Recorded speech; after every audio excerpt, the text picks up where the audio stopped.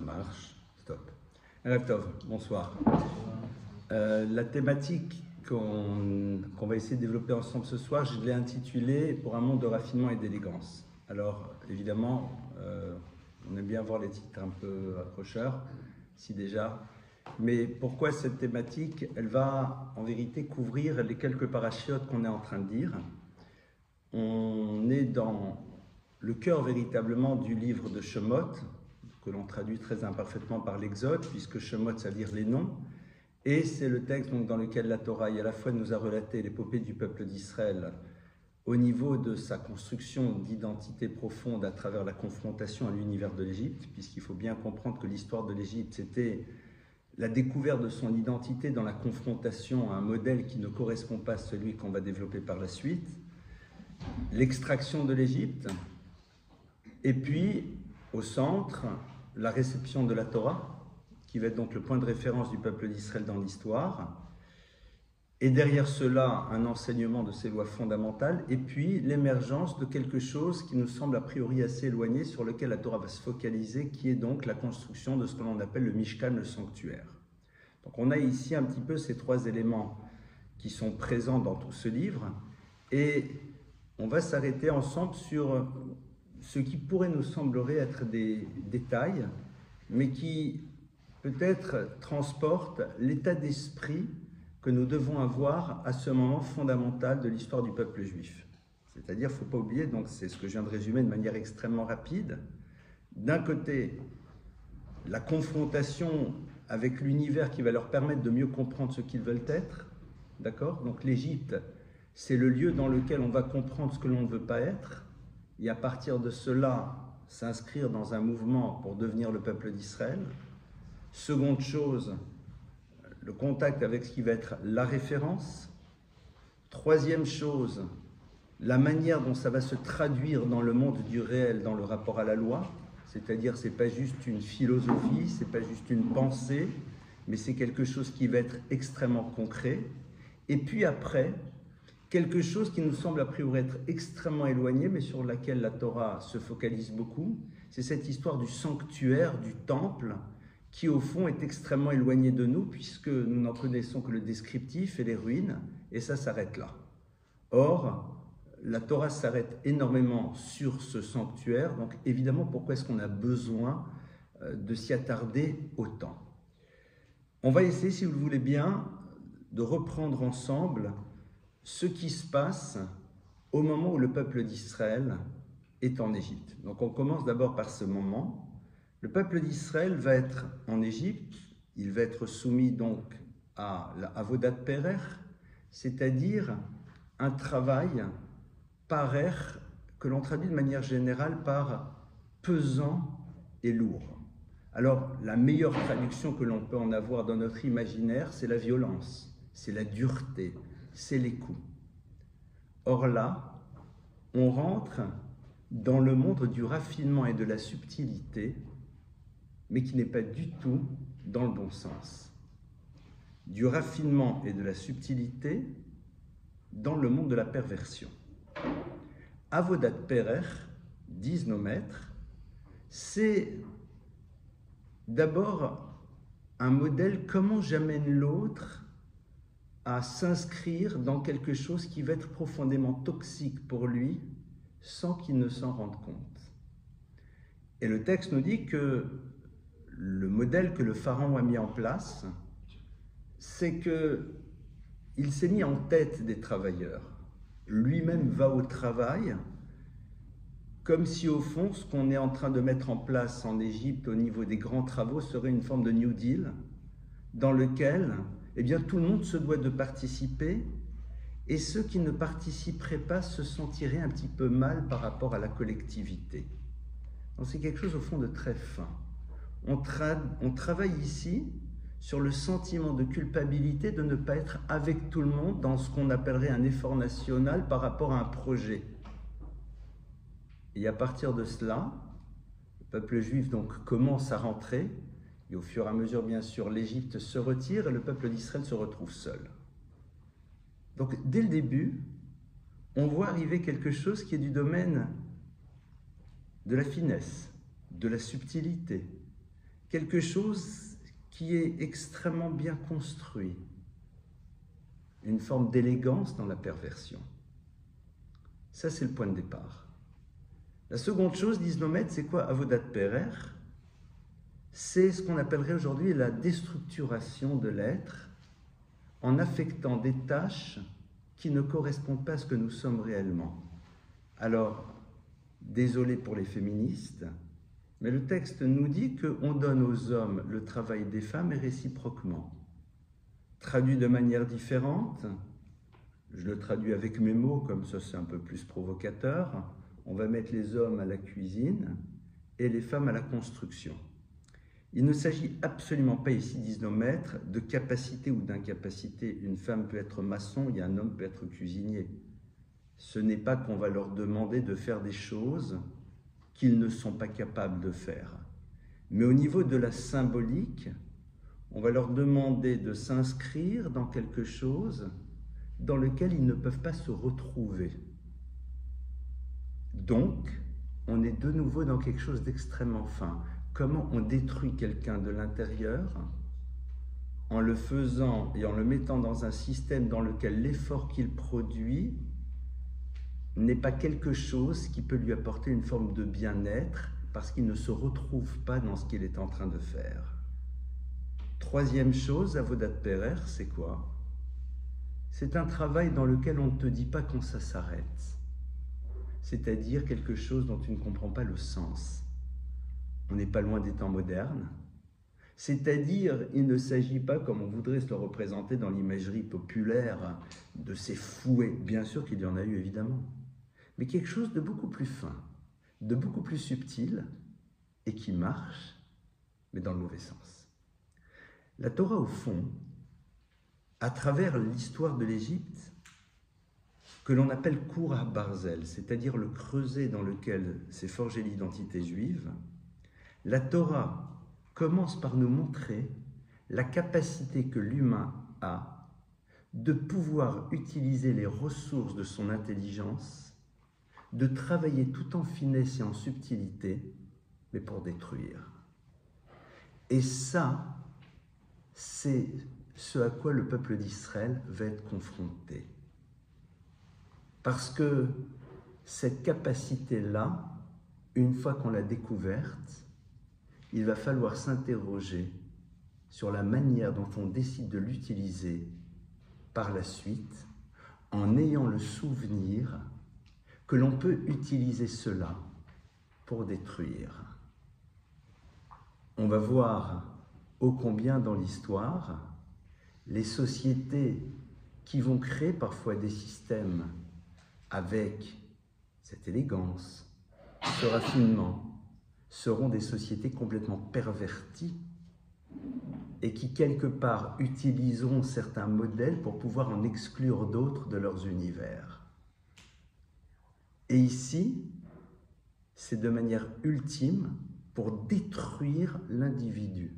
C'est-à-dire, vu de l'extérieur, circuler, il n'y a rien à voir. C'est les ressources, ces capacités à analyser les choses avec finesse, à bien comprendre la psychologie humaine, à bien comprendre exactement comment on peut amener quelqu'un là où on veut, sans violence, sans coup, sans menace. Au fond, c'est génial, mais c'est horrible. Quelque part, de manière ultime, vous avez sûrement lu ou vu le choix de Sophie. Le choix de Sophie, c'est la connaissance de l'amour qu'une mère peut avoir vis-à-vis de ses enfants, la compréhension profonde des liens qui l'attachent. Et à partir de là, tu lui dis, c'est toi qui décides lequel des deux ira en déportation. C'est toi.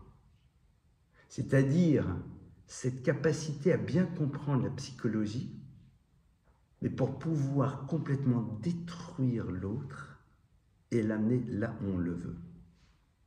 Ça, c'est le début de l'expérience, Avodat Perer, parce que c'est très intéressant. Quand le Midrash nous décrit ces phénomènes-là, on aurait pu dire, mais Pourquoi tu ne traduis pas normalement? Avodat parer, et vas-y, et je te frappe, et des coups, et des bâtons, etc. Non, non. L'Égypte, c'est beaucoup plus fort que ça. C'est beaucoup plus fort que ça. Ça, c'est donc le point de départ. À partir de là s'engage un processus, qui est le processus de la Géoula, le processus de la libération du peuple d'Israël, et qui va passer à travers quoi? Quels sont les éléments qui amènent à cette libération? Et là, on va voir des textes qui sont aussi assez impressionnants. Dieu demande à Moïse, lors de cette fameuse apparition au Sné, c'est-à-dire dans le buisson ardent, Dieu lui dit, tu dois aller chez le Pharaon pour lui dire de laisser partir mon peuple, c'est ta mission, je te la donne. Et nous savons, vous le savez, vous l'avez sûrement déjà entendu dans le cadre d'un chiour, d'un cours, que Moshe va refuser. Il va refuser la mission qui lui est donnée, mettant en péril le projet divin quelque part, parce que Moshe s'interroge sur la douleur que pourrait éventuellement ressentir son frère Aaron, qui a 2 ans de plus que lui, de par le choix qu'on aurait fait de lui et pas d'Aaron. C'est-à-dire que le point d'entrée du processus de la Géoula, de la libération, démarre avec un monde de finesse, un monde d'élégance, un monde dans lequel je ne me vois pas créer une histoire sur l'éventuelle souffrance de l'autre. Même si le raccourci risque de vous sembler être surprenant. Il y a des années de cela, dans un vol Paris-New York, je crois, à l'époque où on projetait des films pour tout le monde en même temps, il n'y avait pas ces petits écrans, eh bien on propose un film, et puis je vois le titre, et puis le titre me paraît quand même curieux. Le titre, c'était « Proposition indécente ». Je me dis, dans un avion pour tout public, ça ne le fait pas. Pour ceux qui connaissent le film, il n'y a pas vraiment de choses indécentes dans le film, si ce n'est une histoire un peu curieuse de quelqu'un qui considère qu'on peut tout acheter, même la femme de l'autre. C'est juste un problème de prix. Et donc l'histoire du film, c'est que dans un couple dans lequel il n'y a plus d'argent, en fin de compte, madame accepte.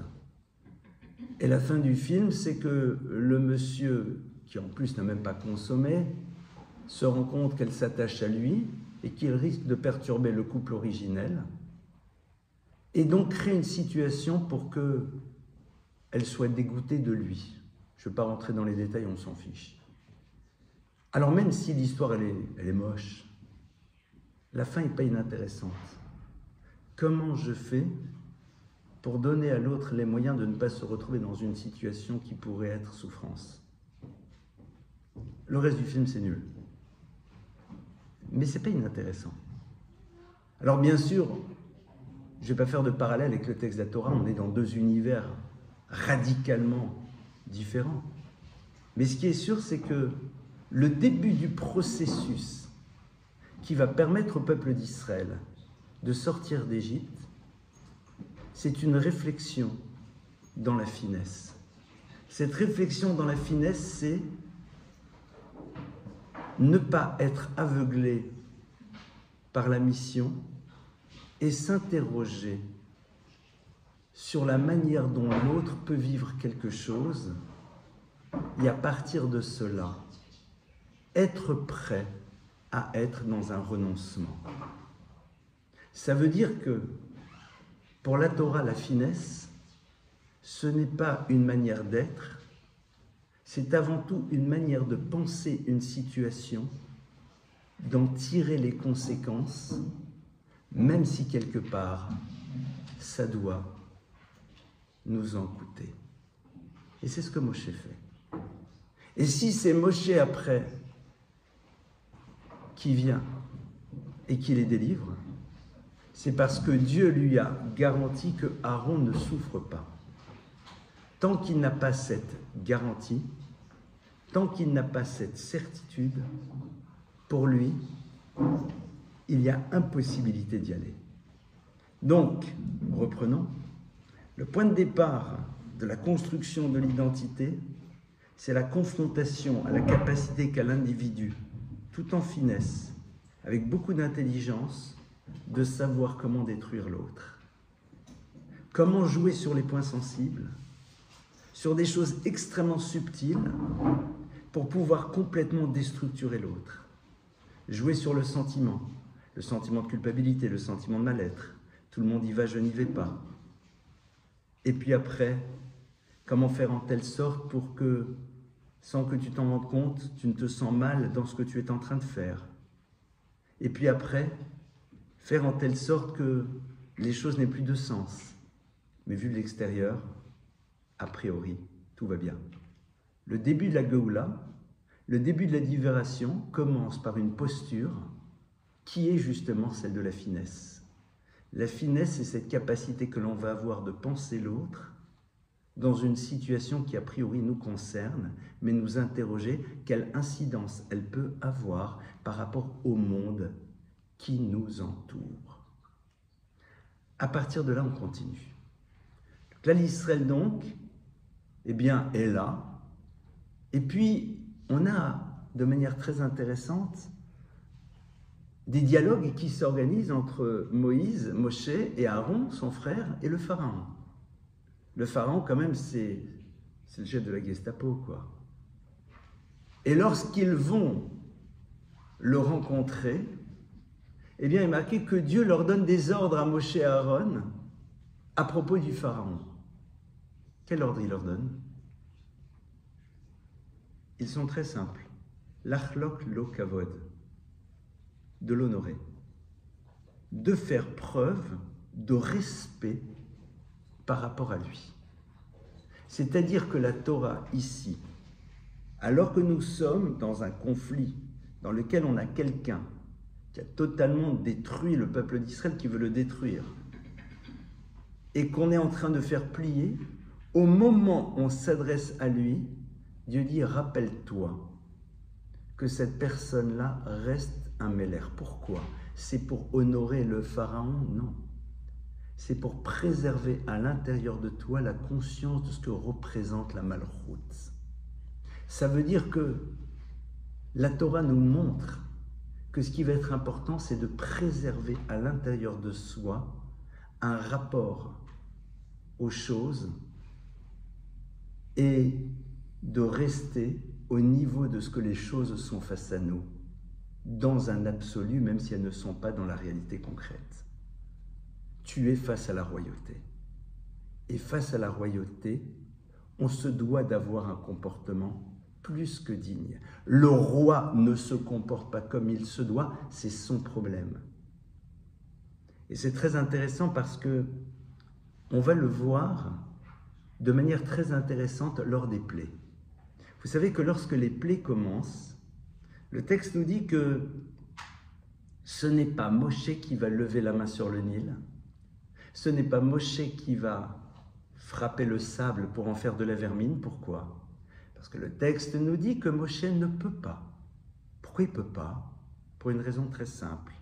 C'est parce que le Nil l'a protégé lorsqu'il était enfant, et parce qu'avec le sable, il a recouvert ce fameux Égyptien qu'il a dû tuer parce que cet Égyptien martyrisait un Juif. Donc, quelque part, ces deux éléments totalement inanimés, étant à un moment support de son bien-être, il ne peut vis-à-vis d'eux avoir une posture négative. Attendez, je ne comprends pas. L'eau du Nil n'est pas la même. Elle est passée. La mémoire de l'eau, en homéopathie, ça existe peut-être, mais ce qui est sûr et certain, c'est que Moshe a plus de 80 ans, donc ça fait 80 années qu'il était sur le Nil. Et l'eau ne s'est pas contentée juste de supporter la petite embarcation sur laquelle Moshe était. L'eau s'est contentée d'être eau. Elle n'a pas de manière active agi pour Moïse. On est d'accord? C'est pas que l'eau fait couler toutes les embarcations et qu'on a vu celle de Moshe, elle a dit « je la supporte ». Et même si c'était ça, ça ne change rien. Et donc, à partir de là, qu'est-ce que la Torah est en train de nous dire? La Torah nous dit que pour Moshe, il y a une impossibilité. La notion de raffinement, la notion d'élégance, c'est quelque chose qui crée un rapport avec tous les éléments qui ont pu m'apporter quelque chose dans la vie et dont je me rappelle et qui m'amène à avoir avec eux une posture qui me renvoie à ce souvenir. Je ne peux pas à un moment m'imaginer avoir un geste qui pourrait paraître négatif par rapport à un élément qui à un moment m'a apporté quelque chose de positif. Le Nil sera transformé en sang. Le sable sera transformé en vermine. Donc ce n'est pas pour le Nil, c'est pour moi. C'est-à-dire que la Torah est en train de nous dire comment nous construisons à l'intérieur de nous-mêmes cette dimension d'élégance et de grandeur dans le rapport au monde, à travers le fait que l'on ne peut s'imaginer à un moment pouvoir créer quelque chose de négatif par rapport à un élément qui nous a apporté quelque chose de positif. La première élégance, dans le rapport à l'autre, serait de se rappeler que le premier autre, qui est notre parent, nous a donné la vie. Et donc, l'expression première d'un comportement dans l'élégance devrait s'exprimer par rapport à eux. C'est la base de tout. Pourquoi? Comment peux-tu imaginer à un moment avoir une parole, avoir une posture qui semblerait te faire oublier que l'autre a été à l'origine de ce que tu es? Et ça, vous voyez, c'est pas simple.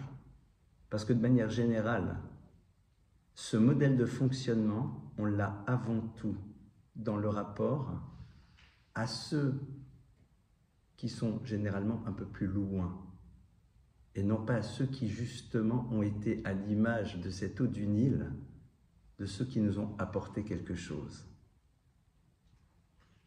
On reviendra, si vous le voulez bien, sur ça tout à l'heure. On continue et on avance. Le peuple d'Israël, donc, va sortir d'Égypte. Il va sortir d'Égypte et la Torah nous dit que lorsqu'ils sortent d'Égypte, on nous donne un détail. Détail dont on ne comprend pas tellement l'intérêt, où le Chol Bené Yisraël lo yecheratz kelev le shono. On nous dit, et sachez que lorsqu'ils sortent d'Égypte, les chiens n'aboient pas. Que les chiens aboient, la caravane rapace. Ça change.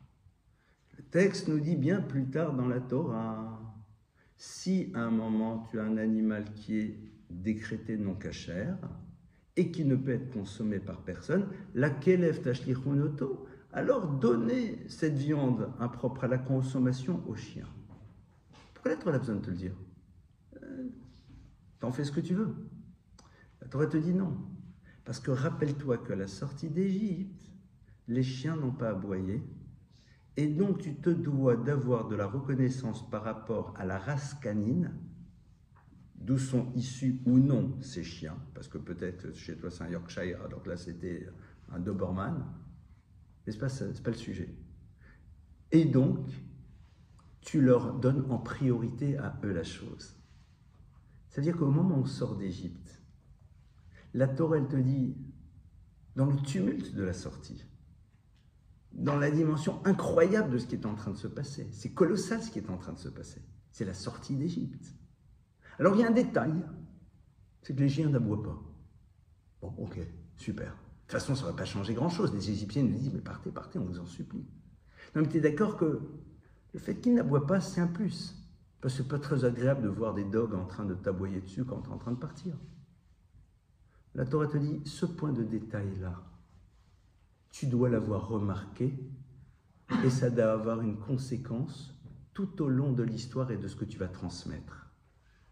Ça veut dire que la Torah nous dit, au moment où tu sors d'Égypte, eh bien tu dois être capable d'observer de repérer les moindres petites choses dont tu as été bénéficiaire et d'être capable par la suite d'exprimer ta reconnaissance à travers ce geste de « eh bien c'est toi qui auras la priorité ». Le chien qui recevra plus tard, 100 ans après ce truc-là, lui, il n'est pas au courant. Mais c'est quelque chose que l'on doit installer à l'intérieur de soi.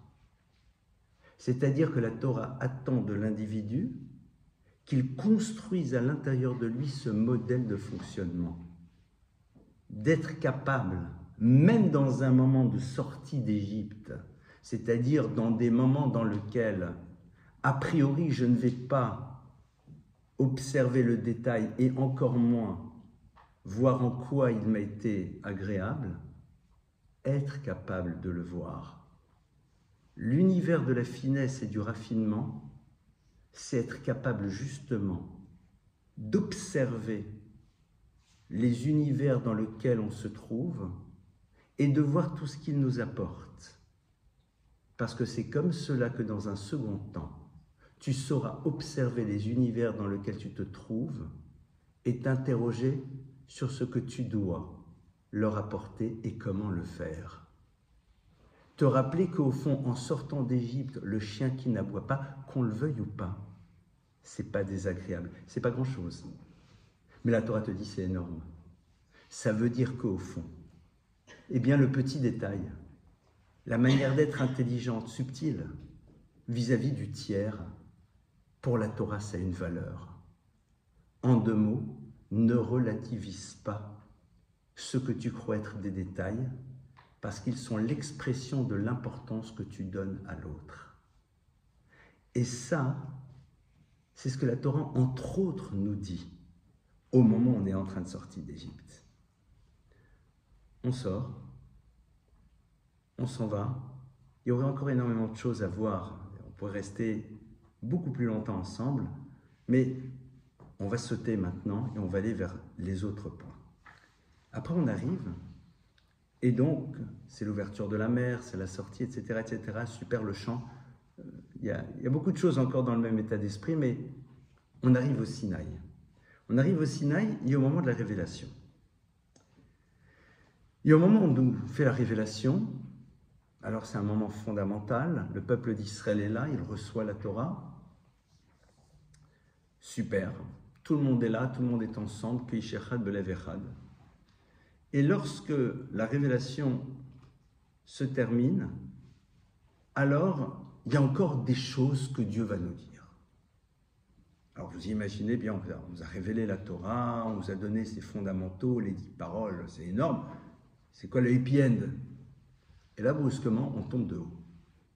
On tombe de haut parce que le texte de la Torah nous parle de 3 choses. Il nous dit tout d'abord que Lota soniti Elohe Kesev Elohe Zav. Dieu dit, au fait, ne faites pas des divinités d'argent et d'or. On vient de nous dire, je suis l'Éternel ton Dieu, tu ne feras pas de divinité. Qu'est-ce que tu me répètes cette histoire? Bon. Seconde chose, si vous me faites un autel en pierre pour amener des offrandes, n'utilisez pas des instruments faits en fer, car avec ces instruments-là, on fait des épées qui elles-mêmes peuvent nous renvoyer à la dimension de la guerre et du meurtre et de tout ce qui va autour. Bon. Troisième chose,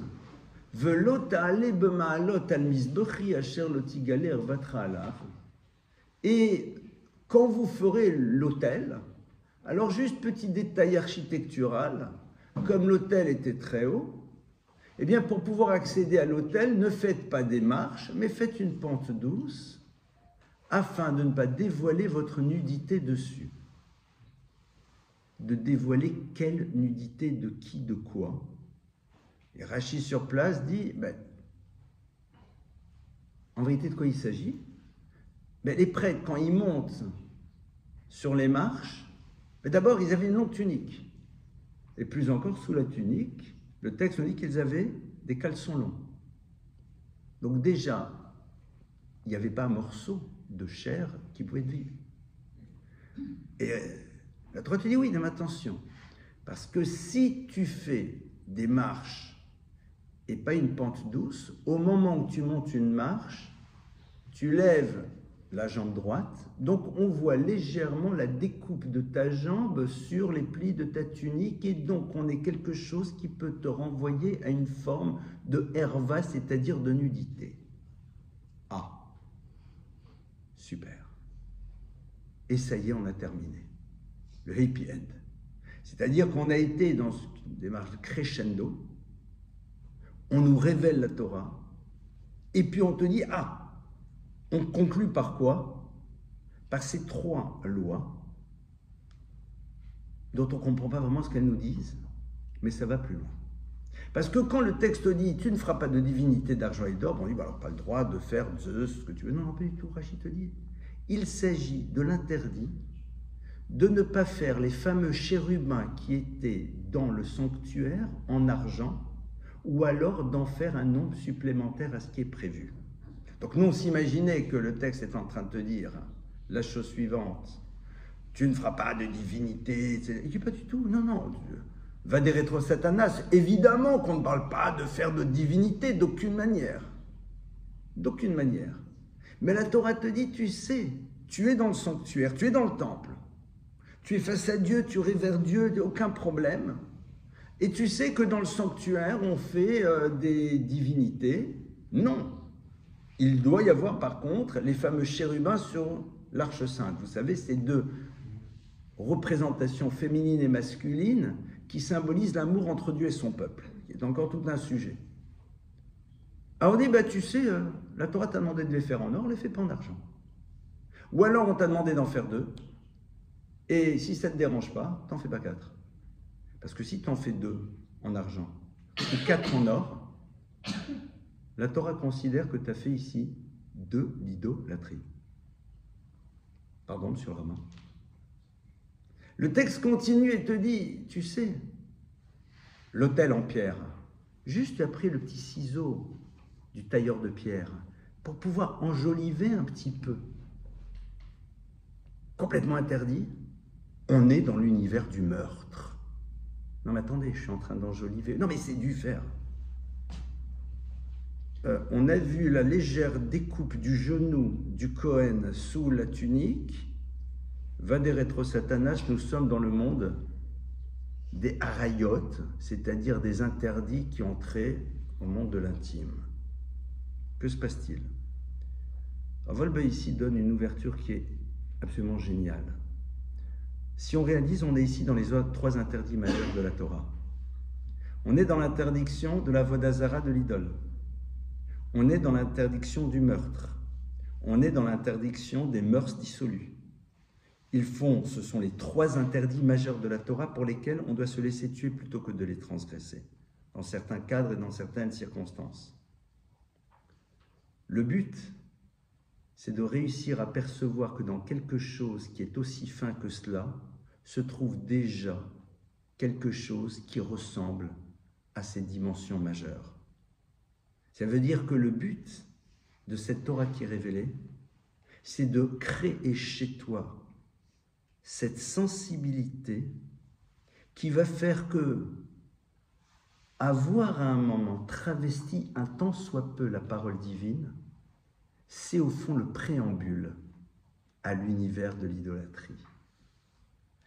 Avoir été en contact avec un matériau qui, quelque part, par association, peut te renvoyer au glaive, t'ouvre la porte de ce qui est l'univers du meurtre et de ce qui va autour.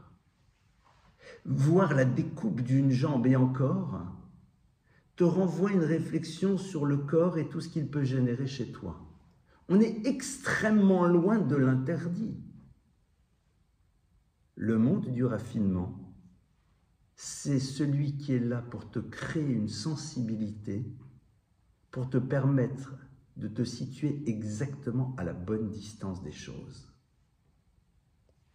Et ça, en effet, ça va encore plus loin. C'est parce que Rashi va aller plus loin.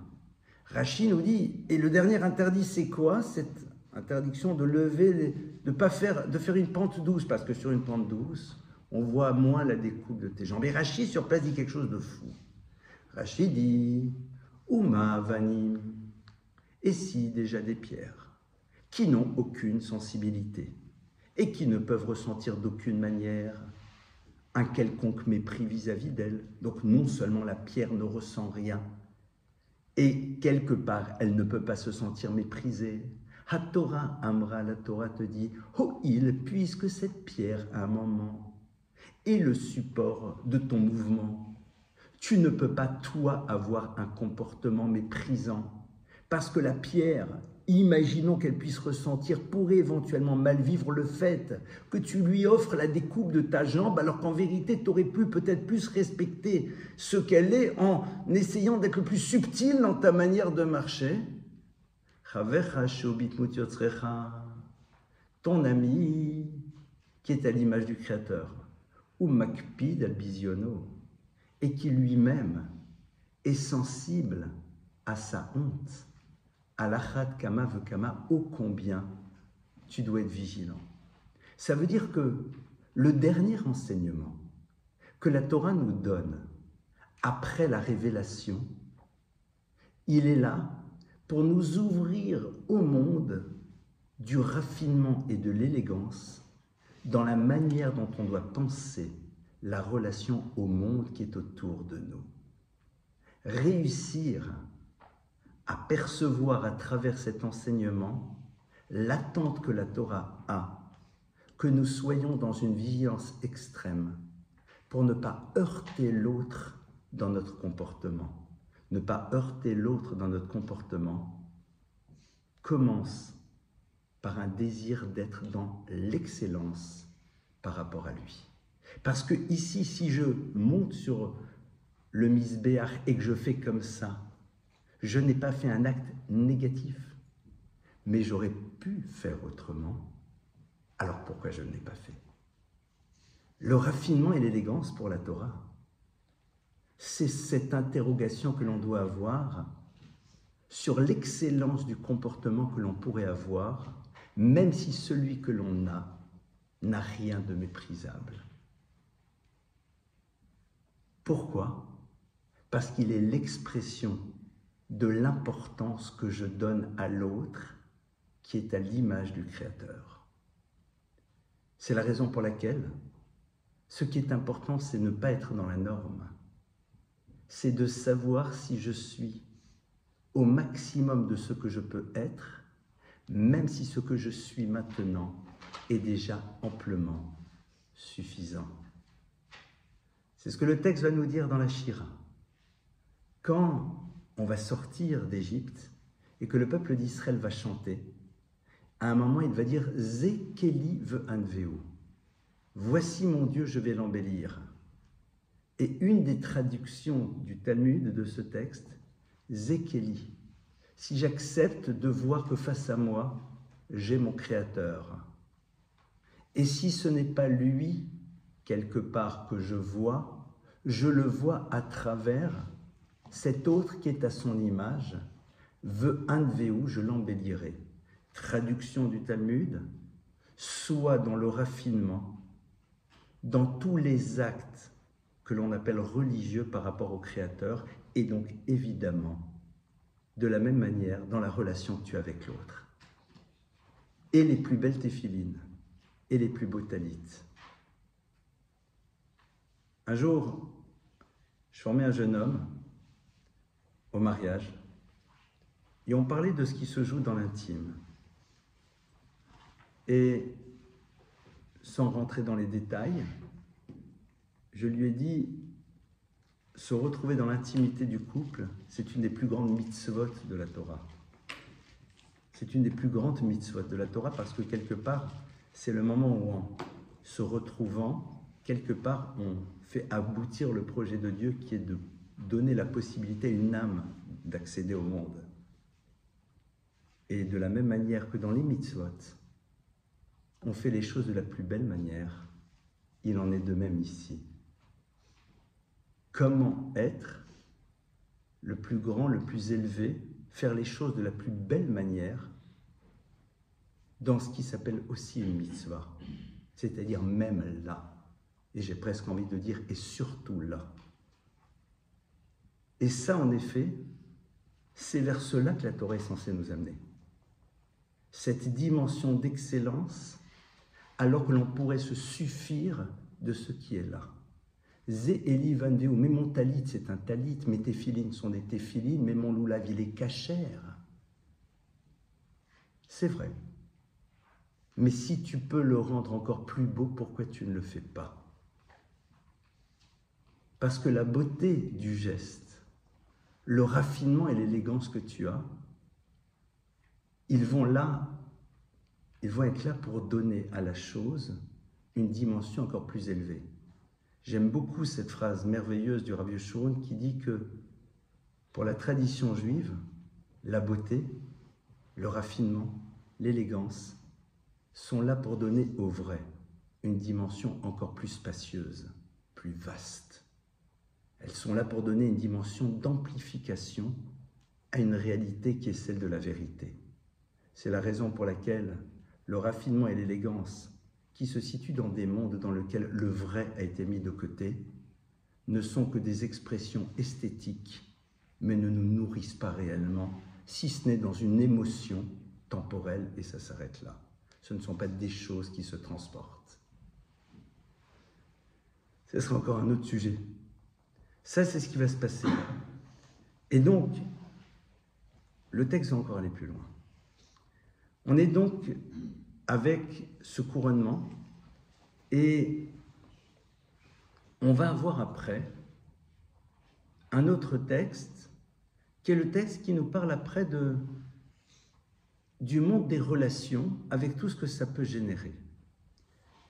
Et ce qui est très intéressant de voir, c'est, je prends 2-3 exemples, comment la Torah nous demande de faire preuve d'élégance. Tout d'abord, dans l'histoire, numéro 1, qui gère le rapport à l'autre, dans le texte de Mishpatim qu'on vient de lire. C'est-à-dire, dans le monde des relations, on a un texte qui commence, qui nous dit « Voici les lois qui vont être présentes dans le monde des relations ». La première des lois, donc celle, pardonnez-moi, qui donne la tonalité, c'est la loi de l'esclave juif. J'utilise à dessein le terme pour vous montrer que c'est tout sauf cela. Donner tout un cours, je pense qu'il y a 2-3 ans là-dessus, donc on ne va pas s'arrêter sur ça, je vais juste m'arrêter sur un point. La Torah nous dit que l'esclave juif, c'est quelqu'un qui a volé, qui n'a pas de quoi rembourser sa dette, qui donc va travailler chez quelqu'un pour, avec l'argent du travail, rembourser sa dette. Le Talmud nous dit « Mishekana evet kanarabo ». Celui qui a acheté un esclave, c'est s'acheter son propre maître. Celui qui travaille chez toi, c'est un voleur. Et le texte nous dit que si tu n'as pas le comportement vis-à-vis de lui que tu aurais eu vis-à-vis d'un invité, tu as transgressé un interdit. Pourquoi? Parce que faire preuve de raffinement et d'élégance, c'est comme on l'a vu, penser la sensibilité de l'autre. C'est pas juste regarder les manuels de bonne manière, ça c'est la rigolade. Les Allemands les connaissaient aussi pendant la Shoah. Les manuels de savoir-vivre. C'est penser l'autre, non pas penser à l'autre, mais c'est penser l'autre. Qu'est-ce que le texte nous dit? Le texte nous dit que tu dois te comporter vis-à-vis de lui comme si tu te comportais vis-à-vis de quelqu'un qui est ton invité. Pourquoi? Parce que qu'on le veuille ou pas, cet autre, à travers sa réalité quotidienne, est confronté à son erreur. Est-ce que tu crois que c'est agréable pour quelqu'un tous les jours de se rappeler de l'erreur qui est la sienne, à travers la situation qu'il vit? Non. Donc si tu essayes d'imaginer ce qu'il peut ressentir, comment toi tu peux agir pour atténuer, voire faire même disparaître cela, c'est pas obligatoire. C'est ça l'élégance. C'est lorsque l'on sort de l'univers dans lequel on peut t'obliger pour comprendre ce que la conscience que tu as d'être t'oblige. Parce que c'est la conscience de ce que l'on est qui nous oblige à être de cette manière. Et donc évidemment, ça t'amène à avoir vis-à-vis de lui un comportement qui est là pour lui dire « Nous avons envie de te voir comme étant quelqu'un qui a à un moment fait une erreur, mais que nous regardons autrement. » il est payé au début pour pouvoir rembourser immédiatement la dette. Donc on va dire c'est 100 000. Il a reçu les 100 000, ça y est, il a payé sa dette et maintenant il travaille. Le texte de la Torah nous dit qu'au bout de 6 ans, quand il s'en va, il faut lui faire des cadeaux. Pourquoi il faut lui faire des cadeaux? T'es payé, monsieur. Parce que la Torah te dit, tu sais, même si tu sais que tu étais payé, mais tu étais payé à 6 ans, te lever, partir de ton travail et réaliser que tu reçois rien, même si tu sais que tu as reçu, ça risque de te faire quelque chose. Ça veut dire que la Torah est en train de dire ça, c'est un comportement obligatoire. C'est-à-dire, on te demande de comprendre que c'est comme ça qu'il faut vivre.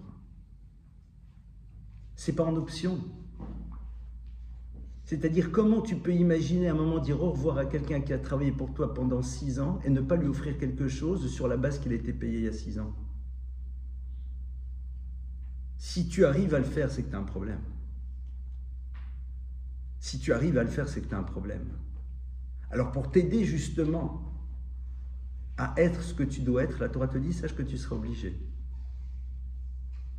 Et tu vas te dire, mais pourquoi je suis obligé? Je l'ai payé. Si tu es obligé, c'est qu'en vérité, c'est quelque chose qui lui est nécessaire en tant qu'individu, même si au niveau de la loi pure, tu pourrais dire, ben, c'est tant l'année, point, ça a été fait. Et le texte continue et va nous ouvrir encore sur autre chose. Le texte va nous dire Im kesef talve et ami. Si demain tu prêtes de l'argent à quelqu'un, et sur place Rachid dit oh, ça veut dire quoi Im kesef, si? C'est pas si. C'est quand tu prêteras. Et Rachid nous dit qu'il y a 3 lieux dans lesquels il y a marqué si, mais ça ne veut pas dire si, ça veut dire quand.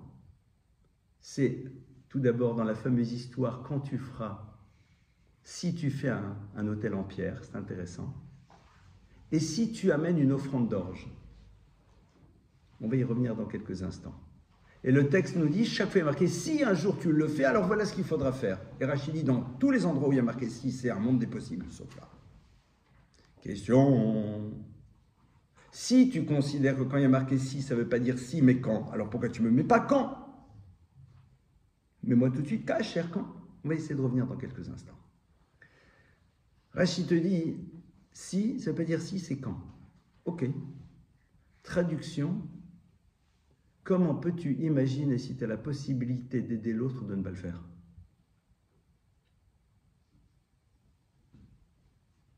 Comment c'est imaginable? C'est inimaginable. Si tu peux, alors évidemment que oui. À prêter, évidemment. Si tu n'as pas de garant, tu n'es pas obligé de perdre ton argent. L'autre doit te donner des garants, c'est sûr. S'il n'y a pas de garant, c'est un autre problème. Tu peux lui faire un don. Mais ici, la Torah nous dit que l'idée que ça ne soit pas possible ne doit pas t'effleurer. Ça veut dire que ta relation au monde, elle doit t'amener à fonctionner de telle manière à ce que si à un moment tu peux faire les choses, tu ne peux pas imaginer de ne pas les faire. Le passage, c'est très intéressant, parce que si vous ramenez ça au monde du religieux, c'est très bouleversant. La Torah ne te le dit pas pour le monde du religieux, c'est intéressant. Parce que si elle nous le disait, on est mal. Mais si tu peux faire Shabbat, pourquoi tu ne fais pas? Mais si tu peux manger kasher, pourquoi tu ne manges pas? Mais tu peux manger kasher, pourquoi tu ne manges pas? Tu peux faire Shabbat, pourquoi tu ne fais pas? Tu peux mettre les téfilines, pourquoi tu ne les mets pas? Essayez-moi de me montrer beaucoup de personnes qui ne peuvent pas. C'est-à-dire que ce n'est pas possible. Elles peuvent me prouver par A plus B que ce n'est pas possible. Je ne peux pas mettre les téfilines, ce n'est pas possible. Je ne peux pas manger kasher. J'habite au fin fond de l'Arctique, il n'y a que du phoque.